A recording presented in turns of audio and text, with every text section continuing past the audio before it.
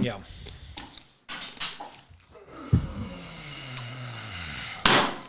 Because I got something different today. Looks like a tea box, Dan. It's not a tea box. What is it? It's the internet.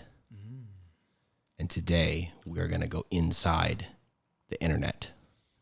When I open this, the internet's going to come out full of crazy, ridiculous, Getting out concerned there about you, Dan. financial. Are you ready? I'm ready.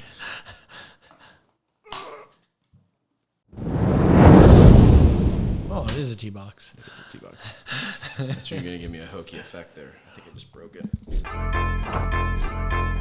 Financial confidence for your hip pocket. Money is really just energy. Thanks for checking out It's All Money. So, Dan, why am I looking at a tea box? Welcome to It's All Money. I'll answer your question in a moment. Inside the Sonoma Wealth Advisors conference room on the Sonoma Square. My name is Dano Weir. I'm the marketing director for Sonoma Wealth Advisors. This is our life and finance show, talking about where your money and your life intersects with your finance. Wait. That almost went the wrong way. I know. Yeah, man. I think I got it lined up here, right? Intersects with your... Talking about where life and finance intersect. Cross one another, and helping you build a little bit of financial confidence so you feel empowered to make a more informed decision. And today's episode is a reaction episode. It's for everyone who's been on their phone doom scrolling at God knows AM, and they don't have a CFP sitting right next to them to say, no, that's a really bad idea. So I see these things all the time. They're on all the social platforms, and I go, man, I wonder what Daren thinks about that. So the purpose of today's episode is to show you some stuff I've found on the internet that's in and around money, and to see what Daren thinks about it. I'll do like the shows I've seen where they show the person watching it. I think there's a CFP out there. You showed me this example of this gal, Rachel Camp, I think it was. And so Rachel would look at it like, so we can do that? Do I have to show the exaggerated facial expressions? You can do whatever you want. Okay. You can do whatever you want. All right, first up. So this is from a show called Hard Knocks, which follows an NFL team in season. This is from a couple years ago on the Cleveland Browns. Who here knows what compound interest is? This is real. Financial advisors are everywhere, okay? They'll take your money and they'll take 1% of everything you got. And you're like, oh, it's 1%. It doesn't matter. I know it matters. It matters. It matters a lot. Because if you learn this yourself, you can make $1 billion. We got a lot of money right now, right? This is the easiest equation to make you rich. You have $1 million, and after 7 years of getting 10% on that money every single year, okay, you're making money off of it. You're going to double it after 7 years. So you double your money every 7 years for 42 years. You get 64 times your original money. So you got $1 million. You can end up with $64 million by the time you retire. Nice. If you don't turn that. Listen, Miles has got $30 million. Okay, so let's say eating clams? So hold on. I'm asking this again. So you telling me, bro? It's crazy. It's believe it. I swear to God. All right, I think that's enough. No. So it's that easy, right? Yeah. It's that easy. Yeah, there's a space in between the 10 million and 64 million of a whole lot of emotional decisions being done correctly. And this is no offense to the NFL, but I don't. It's known that there's financial issues for a lot of players. Yeah, it's known, and I also don't think that becoming a great NFL player doesn't mean you have good emotional control and regulation, right? That's typically a different skill set you develop somewhere else along the line, because typically being in the NFL, there's a lot of aggression coming out, right? So our human brains are literally wired to do it wrong, right? So that 10 million to 64 million means that you had... So he took 1 million to 64 million. 1 million to 64, whatever. I don't even know what it is. I'm giving the benefit of the doubt. Yeah. A whole lot of decisions had to be made right along the way, right? And so he says, oh, these advisors are going to take percentage. That's true. They're going to get paid for a job. Do you feel bad paying someone to do a job? You go to the NFL, make a lot of money. They're there to help you. A good advisor, and even Vanguard, the home of the do-it-yourself, people say, hey, advisors actually give you a roughly 3% benefit every year. And the biggest benefit is helping you make good decisions. Today, we're sitting in this conference room. It is Wednesday, May 14th, 2025. We just went through a big dip in the market that all but recovered in about a month, right? A whole lot of people, when we first dropped, wanted to sell everything. And one of the things we did as advisors was help people stay in place so they could be successful. And so when I look at that, I say, that's great. You can play with these numbers and say, wow, you can do it all yourself. But the reality is our brains are not wired to do it right. And you need somebody, maybe it's a buddy even, or not a financial advisor, to help correct you when you're wrong and you want to make bad financial decisions. So having a coach, an advisor, a partner, I don't care what it is, all of us need help. And all of us need points along the way where we check in and make sure we're not making a mistake. And that's, I guess, where I'd push back on this guy. Like, yeah, fancy math. Good job, dude. You did math. But what happens between 1 million and 64 million? A whole lot of right decisions, a whole lot of right investments. And also presuming just 10%, which is coming from where? You know, presumably from an index fund, but unless sometimes that's a negative, you know, I mean, it has happened. It's not common, right? It's allegedly that.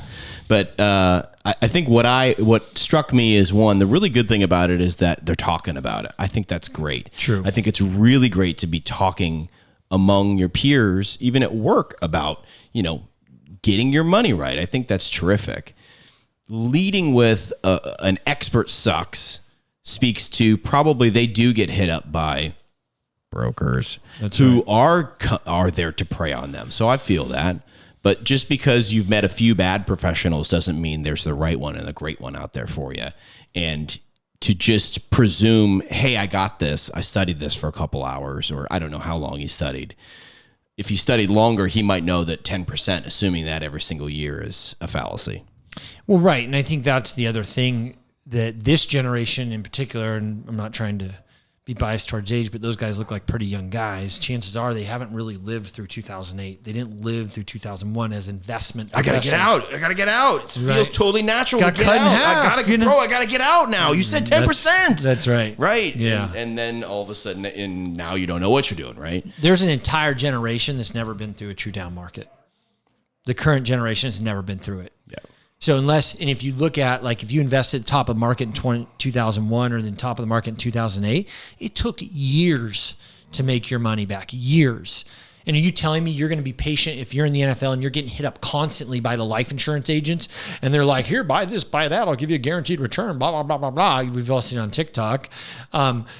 That you're going to sit tight and say, yeah, I'm okay not making money for 3 years. Like, you're not going to do it, right? And so the advisor is going to help keep you in place. And that's where, when guys come at it that way, it's just disingenuous. It doesn't really speak to the reality of investing and how difficult it actually is to stay put when the markets are volatile. I rolled up my sleeves. That means we're getting serious. We are getting serious. It's getting hot in here. But we started with what do we got next? The football one. So, I mean, that was pretty serious. But now we're going to Bitcoin. So. I gotta butter you up early. Okay, this is a new Bitcoin ad I just saw from Coinbase. Every day, the Fed prints an average of $465 million. That's 26,000 shipping containers a year, created out of thin air. Maybe that's why the dollar loses value over time. But there's one thing they can never print more of: Bitcoin. At the size of a quarter, this is all there will ever be. Shouldn't a store of value hold its value? All right, so here's the number one thing I can tell you as an investor, that if you follow this one piece of advice, you will do far better in life. And that is, when any marketeer is using fear to sell something, you should hold your wallet. And that's the first thing that pops out to me in that, right? Is that there's fear, and they're using fear of, like, hey, the government's going to print all this money, and then the only way to really truly store value is Bitcoin. I could make that argument, and I don't necessarily disagree with that argument. Let me be clear about that. But from just a consumer standpoint, when they're using fear, the world's going to implode, the only store of value is Bitcoin, that's a little bit of an exaggeration. I'm surprised at your response here. I thought you were going to get hype. I thought you were going to get hype on that. No. So there's people called maximalists when it comes to Bitcoin, that it's just all about Bitcoin. But for Bitcoin to truly be the only store of value, you have to accept that the entire economic system as we know it implodes, completely implodes. So Bitcoin is important. It's an important asset. It's an important diversifier. It is the front end of the risk curve. And it's important to be, I think, in portfolios, but it isn't everything, man. Like, it just isn't. Like, I don't think it's nothing, and I don't think it's everything. What that's telling you is it's the only store of value. I disagree with that. I think that 30-second ad is the best depiction of the printing of money and inflation in the last 10 years, in the last 20 years. That so made it so clear that they are making some of this just, not some of this, it's just out of thin air. It's just 26,000 shipping containers worth of cash invented. Well, and so I'm not necessarily feeling the pull to go buy Bitcoin, but what struck me about that ad was just understanding visually what the printing of money really feels like and looks like. I think the best discussion I've seen on it that is so stark is 60 Minutes did this interview where they had Jerome Powell on there. And this was right during the heat of COVID and when they started printing money like crazy and buying investments and all kinds of crazy stuff, right? So they asked Jerome Powell, like, how are you printing money? Like, you just adding things in the computer? And he's like, yeah, we just add zeros. And it's that easy. Somebody somewhere has a key that just adds a zero and that prints. The problem with that is it works until it doesn't, right? Eventually, if there's too many dollars out there, they're no longer scarce. And if we don't have the guns in the military to back up the dollar as the reserve currency, then it's no longer the reserve currency. In history throughout time, we've seen reserve currencies come and go throughout time. And some would argue the dollar's on a downslide, and that's where Bitcoin does come in potentially to fill that gap. The problem is, what if it's not?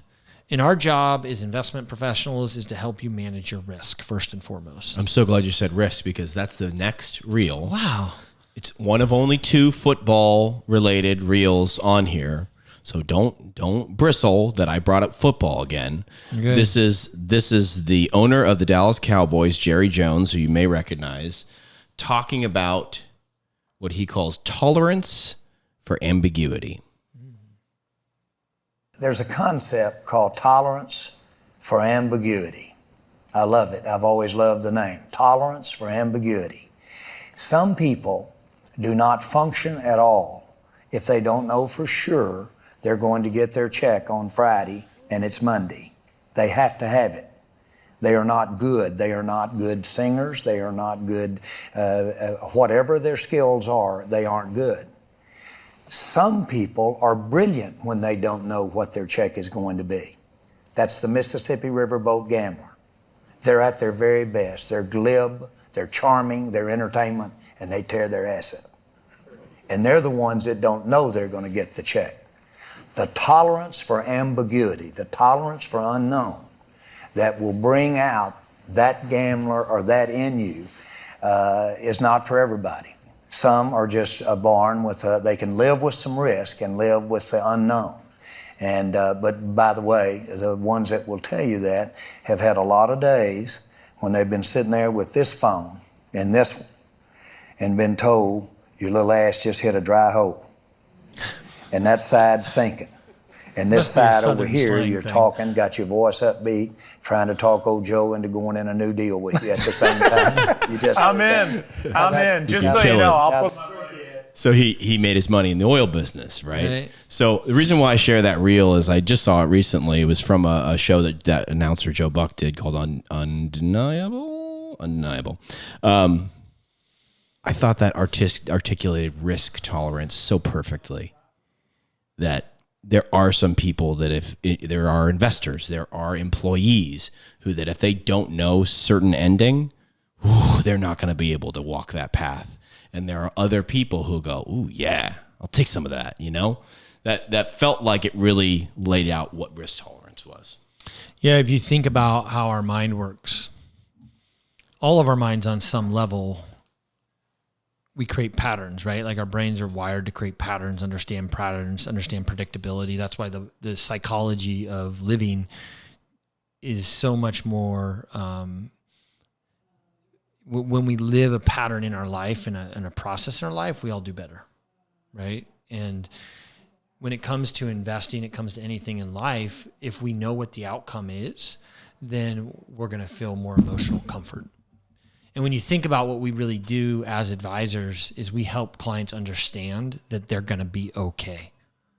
That's what we do. And okay, effectively what we're answering is it's going to be, there's ambiguity to it, but if these factors align, you'll be okay. And that's what you do as a financial advisor. That's what a financial plan is. That's what investment management is. It's we're managing risk to help people get to a destination financially.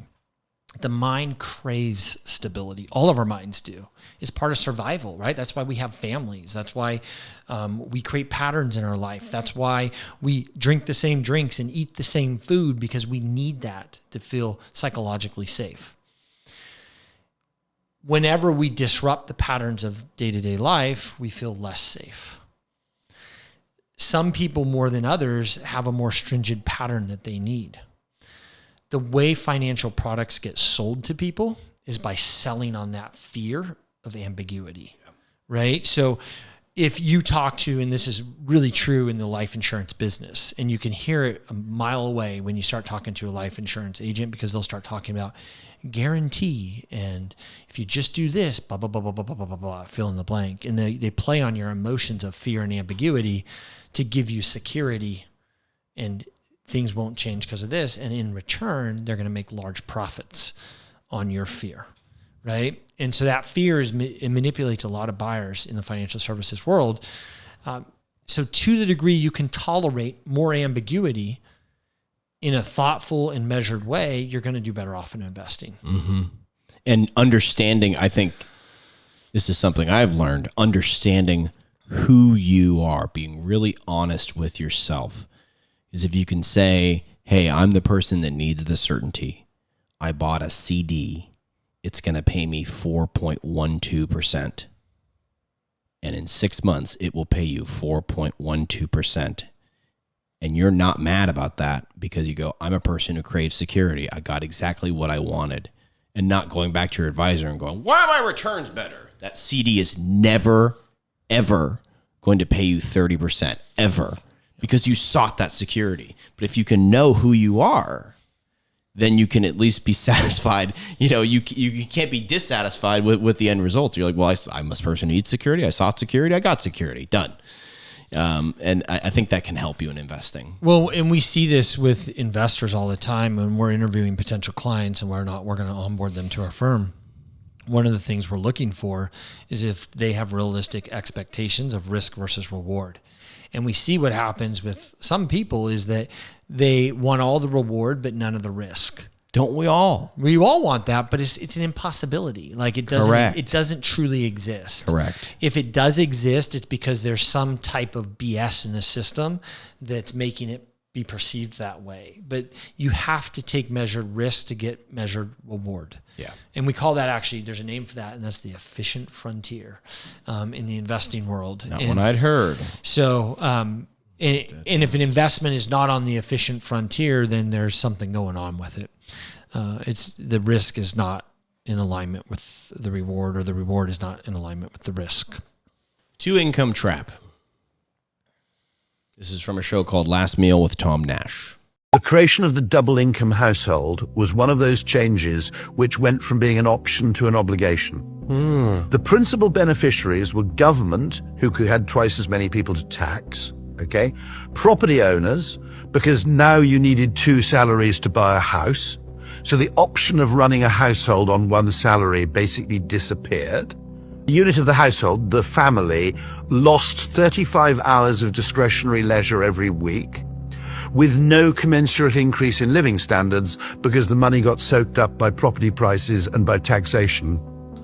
And that, obviously, what I'm not suggesting is that women remaining at home while men go out to work or anything like that. I'm simply saying that there are many, many things that start as an option and then they become an obligation. They become an imposition.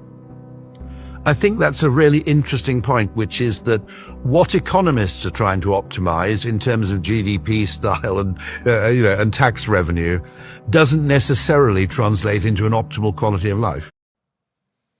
This concept blew my mind because we look at California real estate prices, and I'm not necessarily saying this is the only reason, but what he says here is that basically since you've suddenly got two people who are working, there's more taxes, that the two people working somehow influenced and infused house prices to go up, property prices to go up. And then prices go up. Is he wrong there? Does that feel, how does that hit you? I mean, there's also a famous clip from the 90s. Elizabeth Warren, the senator, has a book on this called The Two Income Trap, where she basically was saying this thing like 30 years ago. How does that hit you, and what do you think about that? Well, I think it's created a lot of our sociological problems. And that's not saying, again, like he was saying, that male or female need to stay home. But the reality is, in order to survive in California now, we've all... You have to. Like, you have to have two income if you want to live in a reasonable house, right? And so there's this trap that's saying, oh, by us all working, we'll have extra money, but all it really does is raises the prices of homes. It's the next level of it, right? And so we all collude to create it, right? The problem is, it's kind of somewhat similar to the idea of a prisoner's dilemma, right? In the old, the idea that should this one prisoner talk, if this prisoner talks, then talks before this prisoner about what happened, then maybe they'll get a reduced sentence. But this one doesn't know if this one's talking. It's sort of this similar kind of thing where it's like, we're both saying, I'm working to get ahead, but then they say, no, I'm going to work too. And then before we know it, we're still where we were at from a lifestyle perspective, right? And that's been, I think, what you're seeing, and it's creating a lot of sociological issues because, and this was in our last episode where we talked about Social Security and the issues with Social Security, where the birth rates just fell in half and got cut in half because now all of a sudden people are not having kids, right? And then now that's creating societal collapse, and the Social Security systems are upside down. And all people were trying to do were pursue their dreams or try to keep up and try to pay a bill, and it's fascinating. It's money and it's economics, and yet it so becomes life, and it so becomes way, way bigger than that. Well, it is, and I just think it's so interesting that we don't often know in life, like if I take this step, what the actual outcome will be down the road. And that's part of the genius of life and the challenge of life, is to figure out if I do this, then this. And you don't always know what the outcome is going to be. That's part of risk. In the last video, ambiguity and dealing with the ambiguity. And so much of society and community is colluding together to create an environment that we think is better for ourselves, but maybe it's not. And I think that's the dialogue that's playing out politically right now. What is better for the community? What is better for everyone in general? And he's right on. Like, the reality is everyone just started working, and we just don't get time with our kids and family and our loved ones because we're all working. And I want to say this really explicitly here as we conclude this video. Anyone should be able to work. Anyone should be able to stay at home. Anyone should be able to do whatever they want with their family. Right. But the whole point of that video is maybe there shouldn't be an expectation of anything, one way or another. Yeah. All right. Now we got Jordan Belfort, the Wolf of Wall Street. Here we go. His thoughts on CNBC. It bothers me, and I have this big thing about CNBC in there, and how they basically are like the worst thing that could ever happen to the average investor. Because if you watch the CNBC, you'll think you can trade in and out of stocks short term and make money. And the fact is that the scientific academic studies going back to 1900 that says it's virtually impossible to beat the S&P. But if you watch the show, you'll think that's the best way to trade. Go from oil into crypto, from crypto into tech stocks, from tech stock into commodity. And you're not going to make money that way, right? So that one investment is the S&P. And I wrote the book. I think when I wrote the book, the S&P was like 3,800. Now it's 5,000, right? I also said Bitcoin's a good investment, but small, like 5 to 10% of your portfolio, right? The largest should be, I think, the S&P. And at the time, it was 22,000. Now it's 73,000. But that doesn't, like, the fact that I was right is irrelevant, because it just as easily could have been down in 1 year. In other words, you can't look at investing as a 1 year proposition. When I wrote that, I said, listen, Bitcoin right now is 20 something. I think it's going higher, but it could be going lower. But I think in 5 to 10 years from now, it's massively higher. And the S&P was 3,800, and it might go to 3,600. Maybe it's at 4,000. I didn't think we'd go to 5,000. It's at 5,000 plus now. So I looked up like a genius, but that's not true. It could have easily been down. So you can't invest and worry about the price the next week, the next month, or even the next year. I believe the best way, especially as people in their 30s, 20s, 30s, 40s, even 50s, right? You have to take a long-term horizon and rely on what's called compounding. So there's a couple things there, Dan. So he's absolutely right. When we talk with clients, we're like, hey, we're not evaluating investment returns on a year-over-year basis. We're looking at a 5-year run with money. That's how we look at it, right? Because anything less than that would be improper. This is another thing that he didn't say, but I think he alluded to. I think early on in the evolution, right, it used to be when people wanted to buy investments, they'd have to go to their broker, and their broker would sell them a bond or a stock. And then they created these things called mutual funds and then index funds and say, why am I paying these brokers money? I should just be able to buy it myself. And I think at first Wall Street was like, whoa, time up. You're going to give everybody access to the markets? Like that means they don't have to pay to pass go. And I think early on, a lot of the financial infrastructure was like, well, we're not doing that because we need to be able to charge commissions to buy stocks and bonds and mutual funds. And then I think Wall Street got smart and they said, you know what? We can make a lot more money if we just let people who think they know everything play on the table, right? If you don't need a guide at the casino. You don't need a guide. Just come to the casino, spend your money. And the more you play, the more money we'll get from you, right? Law of large numbers. So what's happened now is, you got all these different, my phone, I can trade on my phone in a second. Pretty soon I can just speak into the AI, say, buy this stock, sell this stock. I'm sure that's coming. And the reality is that just creates more velocity of money. So velocity and slowing velocity is the secret to getting wealthy, is bringing in more money before it goes out. So you slow the velocity of money. But what's happening is we've created this whole culture of people who just think they know what they're doing and they have no stinking clue. That then the Wall Street world just sits there and preys on them and cleans out their account. And the longer you play, the more likely you'll lose. And you never hear those stories. Nope. There's that survivorship bias. There's that I only crow about my wins and I never tell you about my losses. And this is, we've talked about football already. That's football betting. That's everything. And so what he's talking about here, when we were going through the April crisis. Yep. The repeated message we had on our other show on the markets, check it out here on this channel, which is more market focused, market news focused. The repeated message you kept saying was, hey, stick with your allocation. Hey, stick with your allocation. Long term is going to make sense. And I kept thinking, like, what is a way I can explain stick with your allocation? And I think I got it. And this is what he's saying here. You're driving from Petaluma, California to Disneyland. What a great trip. You're going to take I-5. You're going to take I-5. Right. Many, many people watching have done that drive. And we've all seen that car that's darting in and out of traffic, cutting people off. Yeah. Fast, slow, slam, tailgate. Because for those who don't know, I-5 has 2 lanes on it, right? So anytime you hit a truck, everyone has to slide over. And so everyone slides over fairly organized, except for that 1 or 2 cars that runs up to the truck, cuts everyone off, runs it, and so everyone's hitting their red brakes the whole 600 miles Disneyland.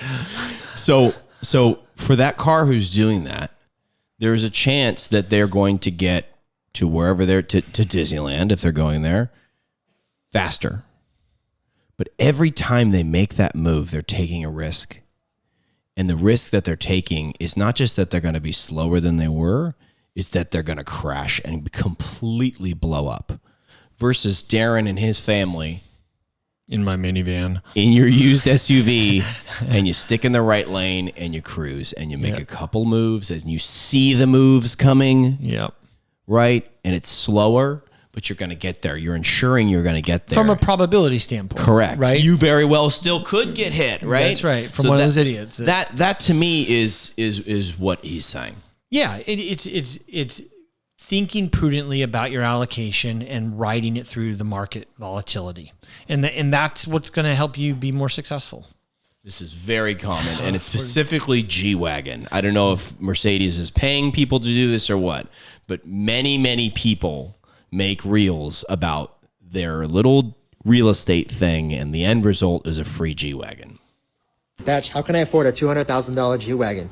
Let me show you. Third model. Here's an example. I bought a fix for $365 recently. Cost me $70 grand to rehab it.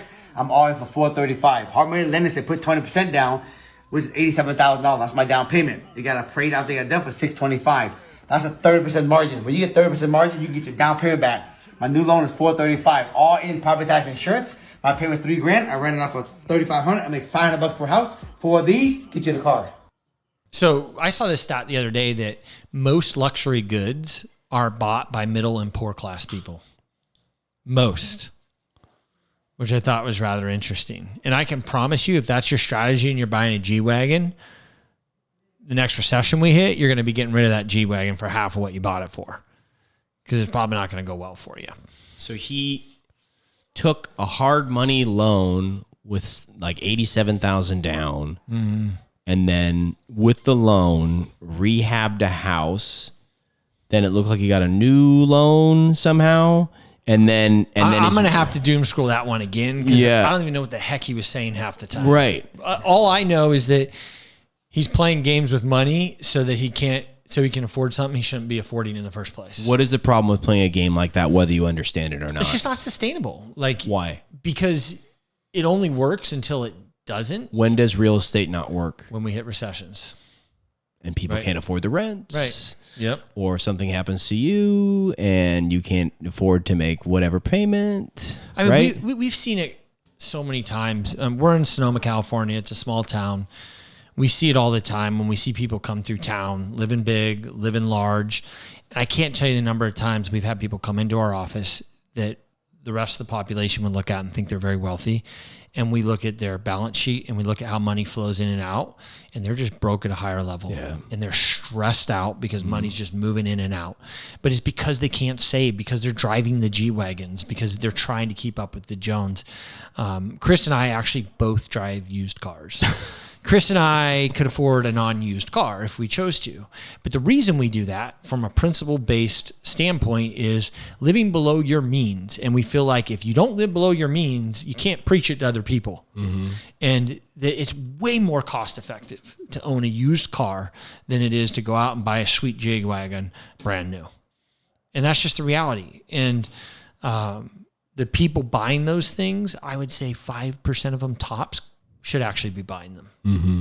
The rest should not be buying those cars. Busting Money Myths Part 2. Apparently you need to have 3 to 6 months worth of savings for your emergency fund. Yeah, right. With 10% inflation, do you think that's a good idea? Why not just invest that money into an index fund and let it grow over time? And if anything ever were to happen, just use that for emergencies instead. So he's saying put your emergency fund into an index fund. Yes or no? When do you need emergency funds, Dan? Right away. Right away. When people most often need to use emergency funds, it's when they lose a job. Statistically, when you're more likely to lose your job in a recession or in a growth expansion. In a recession. So statistically, you're more likely to need an emergency fund, and what happens typically in recessions is markets go down. So if your money's in an index fund and you're more statistically likely to need it, when the market goes down, that's when you're going to be pulling it out. And so the issue here is that an emergency fund is set aside so that you have money in the event of losing a job. That's what it's for, or something happening where it's an emergency. But if your money's in an index fund, you're more statistically likely to need it when things are rough and things aren't good. So it doesn't make any sense. So we always tell people, put emergency funds in boring investments. And I don't know if he knows this, but money markets are paying more than inflation at the moment. At the moment. All right, let's do the last one. Writing off my private chef. I can't write off a private chef, but if I invite somebody over every single night to have business meetings with me and I hire a private chef to cook the meals, I can write off the private chef and the food that went into making the meal. This is how I'm able to afford having that private chef every single year, every single month, every single day inside of my house, making me and my wife meals along with my friends, family members, and my business clients, who also some of my family members sit on my board of directors. So this is one of the classic traps, spending money to create a write-off. Right? And I see a lot of this from business owners like, oh, I need more write-offs. I got to spend more money and I'll just buy things in my company. But you're still spending money, right? So spending money to get a write-off is usually not a good idea. Now, if he really wants a private chef and that's how he's trying to do it, I I think the IRS will pull issue with how he's doing it if they really audited him and question whether or not it's a true valid business expense. Especially if he's creating a video about it and telling everybody about it. Yeah, I mean, okay, I'm going to tell everyone how I might be breaking the rules. I don't know if he is in that case, but if I'm an auditor, I'm going to say, I think not every night is for business. Not a great idea to advertise on social media. I had I was trying to find a new CPA a few years ago, and I had one recommended to me, and he goes, okay, well, you work at home? And I had a side business, and to that I did have a home office. Great. The first thing we're going to do is put your kids on the payroll. How old are they? It went, I'm sorry, what? Oh yeah, your kids are going to work for the business. They'll be your employees. And he had a full explanation of why you could put your kids on your side businesses and all the deductions and how that would help you. And what I have come to learn about tax deductions and writing things off, you can write off anything. Until you're audited. That's right. So you can have all these videos and all these things. You have this whole trilogy in your head, this fantasy narrative of why it all makes sense until you sit with an auditor or until they do whatever it is that they do, and they're going to tell you what actually is the case. That's right. And then it becomes, so when you hear about things like this, and if you're wondering, it's incumbent upon you to go, am I taking a risk right now or am I playing it safe? And that's the decision you have to make. Yeah, I mean, all too often we see this with business owners. They're writing everything off, and they make the assumption just because they got away with it, that they're going to get away with it. So just because they got away with it, they're going to get away with it is the assumption there, and that is a fallacy. Well, look at the internet today. We survived. We did. A little bit of brain damage, but that's okay. Brain rot. Kids call it brain rot, that's okay? Right. That's right. All right. Thanks for checking out the show. I hope this was helpful. I hope it gives you a perspective on little talk back to the internet. Things can seem a certain way when you're on social media, and it can all seem so easy. Oh, they're doing it. I should do it too.